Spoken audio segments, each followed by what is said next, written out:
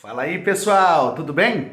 Aqui quem fala é o professor Davi e hoje a gente vai falar um pouquinho da Roma Antiga, beleza? Vamos lá então? Eu fiz esse mapa mental só para guiar um pouquinho do que a gente vai fazer, mas na verdade ele só vai servir como uma forma da gente organizar a nossa fala. Vamos lá então? Roma Antiga, pessoal. O que a gente chama de Roma Antiga se localiza na Península Itálica, né? O que a gente chama de bota da Europa, ali banhado pelo mar Mediterrâneo, é a atual Itália, né? Eu não gosto de falar que fica na Itália porque naquele período não existia Itália ainda, né? Então a gente acaba falando Península Itálica, que é a atual Itália, banhada pelo mar Mediterrâneo, beleza? Outra coisa importante da gente saber sobre a Roma Antiga é que a Roma Antiga tem 3 fases. Quando a gente fala de Roma Antiga, muitas vezes as pessoas pensam no seguinte: Império Romano. Ah, Roma Antiga, Império Romano. Mas na verdade o Império Romano é apenas uma das fases da história da Roma Antiga. A Roma Antiga ela tem 3 fases: a monarquia, a república e o império. Beleza? Então sempre que falar de Roma Antiga, toma cuidado. Roma Antiga não é igual ao Império Romano. Império Romano é uma fase da Roma Antiga.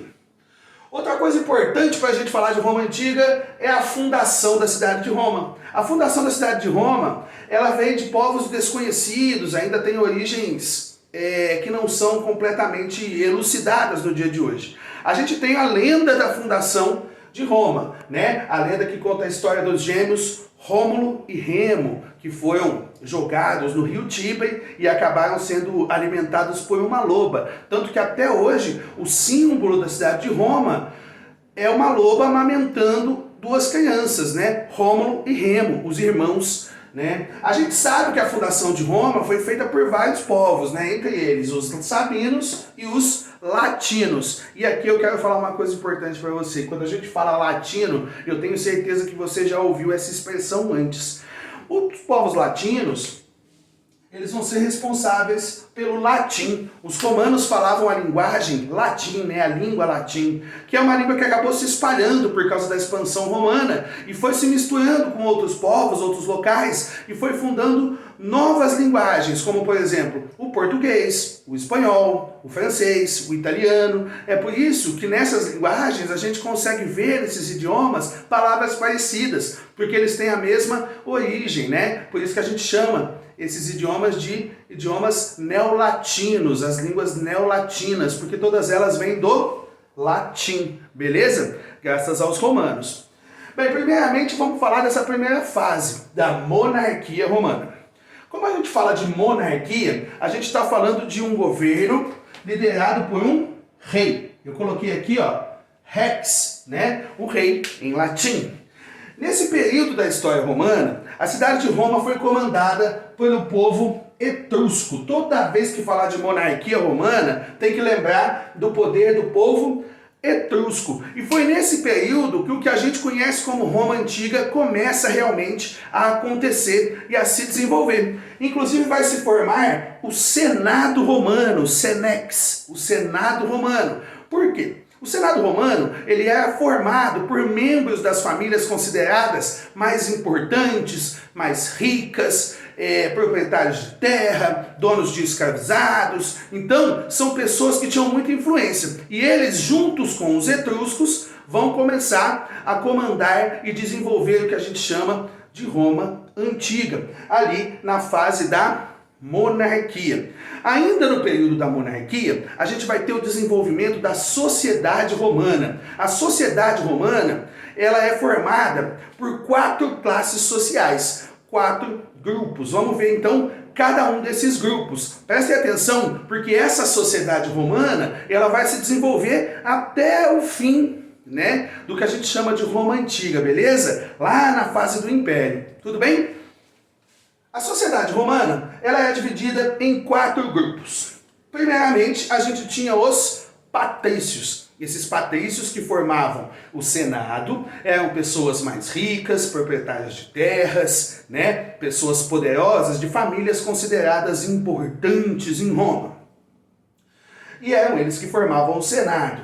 A gente tem também os clientes. Clientes eram pessoas que trabalhavam e dependiam dos patrícios, pessoas que tinham laços com esses patrícios, tudo bem? Às vezes eram parentes distantes desses patrícios, né? Ou pessoas que foram se desenvolvendo durante toda a vida com essas famílias patrícias, beleza? São os clientes. A maioria da população romana era formada pelos plebeus. A plebe é o maior grupo de Roma, que é formada por agricultores, comerciantes, artesãos, tá? Esse pessoal é muito importante na história de Roma. Você vai ver daqui a pouco que a gente vai falar bastante desses plebeus, tá? Que é a maioria da população e uma parte muito importante.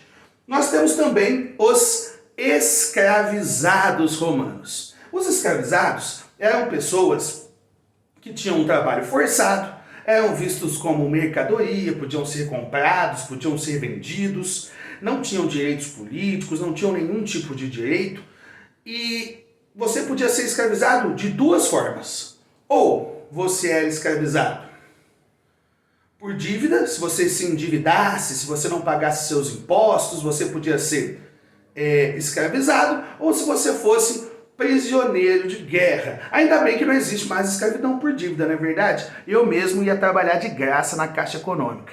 Pessoal, mas continuando aqui, o que acontece? Durante a monarquia romana, vai haver uma disputa por poder entre os etruscos e os patrícios, o Senado e os reis. Bem, o último rei etrusco da monarquia romana era conhecido como Tarquínio o Soberbo, e ele tentou governar de forma tirânica, sem a participação do Senado, inclusive se aliando aos plebeus para tentar derrubar os patrícios. Porém, obviamente, os patrícios vão reagir a isso, vai se criar um conflito entre patrícios e etruscos, e os etruscos serão expulsos de Roma. Os patrícios então agora tomam o poder completamente por meio do Senado. E é aí que vai começar a fase da República. É o fim da monarquia romana e o início da República Romana. Então tchau para os etruscos e vamos agora para o poder do Senado, o poder dos patrícios, né? A palavra república, ela também vem do latim, né? Res pública, coisa pública, coisa do povo, coisa de todos. Mas não é bem assim que funciona lá em Roma, não. Toda vez que a gente falar de república, a gente vai ter que lembrar do Senado e dos patrícios, porque são eles que, de fato, comandarão Roma no período da república. E digo mais, esse Senado começa, então, a criar medidas e leis que, obviamente, só vão beneficiar aos próprios patrícios, afinal, eram eles que tinham os poderes, eles que comandavam tudo, não é verdade? E aí, esses patrícios muitas vezes vão se juntar com os militares romanos. Os militares romanos formavam um grupo que a gente chama de Assembleia Centuriata, né? Em que alguns líderes militares vão ajudar o Senado em algumas decisões, inclusive na escolha de um grupo que a gente chama de magistrados. Toma cuidado com a palavra magistrado, porque hoje em dia a palavra magistrado ela é ligada à parte jurídica, aos juízes. Porém, os magistrados romanos eram pessoas que ajudavam o Senado a governar Roma. Eram pessoas que cuidavam de problemas específicos. É muito parecido com o que hoje são os ministros e secretários de governo. Vou dar um exemplo aqui, ó. Entre esses magistrados escolhidos pela Assembleia Centuriata e pelo Senado, nós vamos ter o cônsul. O cônsul ele é um líder militar e ele administrava todo o território conquistado pelos romanos. É o cargo mais alto entre os romanos, é o cônsul, tá? O cônsul, ele podia em momentos de crise ser nomeado pelo Senado como um ditador. O que isso quer dizer? Que durante 6 meses, em um período de crise, esse cônsul poderia comandar Roma sem precisar do Senado e sem ser questionado. Mas isso só ocorria em momentos de crise, tá? Normalmente os cônsules, né, porque eram 2, eles governavam, administravam as questões militares e as questões das conquistas, tá? Ali junto com o Senado. Além do cônsul, nós também temos o questor, que é responsável pelas finanças, pelo dinheiro, né? Os impostos e como gastar e como fazer. Nós temos também o pretor, que é o responsável pela justiça, né? Pelos julgamentos e pela aplicação da justiça. Tínhamos também o censor, censor com C, muito cuidado, beleza? Porque esse censor, ele devia então contar a população, saber quantos plebeus existiam, quantas pessoas tinham que pagar impostos, quantas pessoas não precisariam pagar impostos, tá? Tanto que até hoje a gente utiliza, quando vai contar a população, a palavra censo, o censo da população, porque nós vamos contar a população. E você tem também o edil. O edil é aquele que cuida dos problemas cotidianos da cidade de Roma, uma espécie de prefeito. Beleza? Tranquilo? Só que esses magistrados, pessoal, eles também vêm das famílias patrícias. Então é óbvio que as ações que eles tomavam acabavam beneficiando mais os patrícios. Os grandes prejudicados nisso acabam sendo os plebeus. Porque veja, o plebeu, quando tinha uma guerra, o plebeu era convocado para essa guerra. Ele não era um comandante militar, mas ele era um soldado. Então ele ia para a guerra, ficava na guerra bastante tempo, acabava perdendo as suas coisas, perdendo suas terras. Quando voltava já não conseguia sobreviver, tinha que ir para a cidade de Roma, tentar outras formas, acabava se endividando, podia se tornar escravo. Então a questão dos plebeus começa a ficar borbulhante lá em Roma. Por quê? Você começa a ter revoltas, né, insatisfações desses plebeus. Inclusive eu tenho que lembrar para vocês que existiam também plebeus mais ricos. Nem todo plebeu era pobre, né? Porque como você tinha plebeus comerciantes, alguns desses plebeus acabaram enriquecendo. Então, pessoal, vamos prestar atenção nisso, porque os plebeus vão se revoltar e com essas revoltas, né, inclusive eles vão ameaçar a abandonar Roma, a abandonar o exército romano, e com isso os patrícios percebem que eles dependem dos plebeus. Então, eles vão ceder aí algumas conquistas para os plebeus. Os plebeus vão conseguir, através dessas revoltas, algumas conquistas. Vamos ver quais são? A primeira delas, o casamento entre patrícios e plebeus. Porque antes, se você era patrício, você não podia se casar com alguém de uma família plebeia, né? As famílias não se misturavam. Isso era ruim principalmente para os plebeus mais ricos, porque esses plebeus mais ricos queriam entrar nas famílias patrícias. E como não podia casar, eles não conseguiam, né? Eu vou lembrar vocês que o casamento nesse período, ele não é tão relacionado à questão do romance, do amor, igual é hoje em dia. O casamento nesse período, ele é mais relacionado a interesses econômicos, beleza? Então, essa permissão do casamento entre patrícios e plebeus permite aos plebeus mais ricos, né, se juntarem a famílias patrícias. Outra coisa importante é o acesso às leis, através do que a gente chama de leis das 12 tábuas. O que acontece? Antes disso, antes dos plebeus terem acesso às leis romanas não eram escritas, não havia um documento oficial ali onde você tinha as leis. Isso fazia com que os plebeus fossem acusados de diversas coisas e não conseguissem se defender disso. Agora, com o acesso às leis, eles vão conseguir ter uma defesa maior, né? E não cair aí em golpes, vamos dizer assim, né? Relativos ao desconhecimento da lei. Outra coisa importante para a gente é o fim da escravidão por dívida, né? Como eu disse para vocês, o plebeu, ele é a grande vítima da escravidão por dívida. Por quê? Porque é ele que se endividava, né? Então, muitas vezes, o plebeu sempre corria esse risco de ser escravizado. O fim da escravidão por dívida acaba com esse problema para o plebeu. E por último, os plebeus vão conseguir um representante no Senado, né, que depois foi aumentando, chegou até 10, né, que eram os tribunos da plebe. O tribuno da plebe é um representante plebeu no Senado que podia defender os direitos desses plebeus e inclusive tinha o poder de veto. Você sabe o que é veto? Veto é você anular alguma coisa. Então, se o Senado fizesse algo que podia prejudicar os plebeus, o tribuno da plebe tinha o poder de vetar essa decisão do Senado. Tudo bem? Então, a partir daqui, os plebeus começam, né, a ter alguns direitos. O que não quer dizer que ficou tudo ótimo para os plebeus. Porque na medida que essa expansão territorial continuava, em que os romanos foram conquistando outras terras, você vai ter os comandantes enriquecendo, você vai ter os patrícios conseguindo novas terras, e os plebeus ainda assim foram empobrecendo. E para evitar algumas revoltas, vai ocorrer o que a gente chama de política do pão e circo, né? Quando estava acontecendo algum tipo de revolta, quando alguma coisa estava para acontecer, o governo romano oferecia alimento gratuitamente, daí a ideia do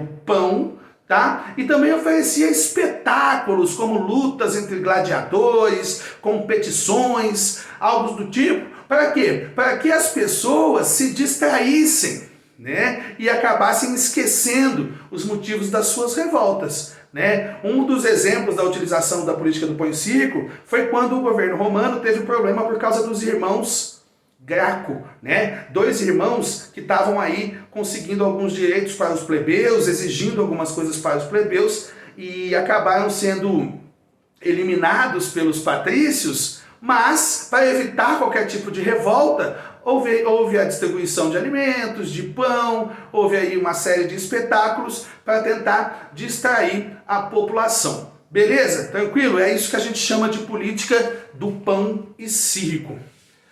E para a gente ir terminando esse primeiro vídeo aqui, que a gente está falando da monarquia e da república, a gente tem que falar da expansão territorial. Expansão territorial é quando você aumenta o território. E qual é o único jeito de você aumentar o seu território? É jogar fermento nele, descansar, esperar ele crescer? Obviamente que não. Na verdade, para você fazer o seu território crescer, você tem que ocupar outros territórios. No caso dos romanos, eles vão ocupar outros territórios que já tinham pessoas. Por quê? Os romanos precisavam estar sempre em guerra.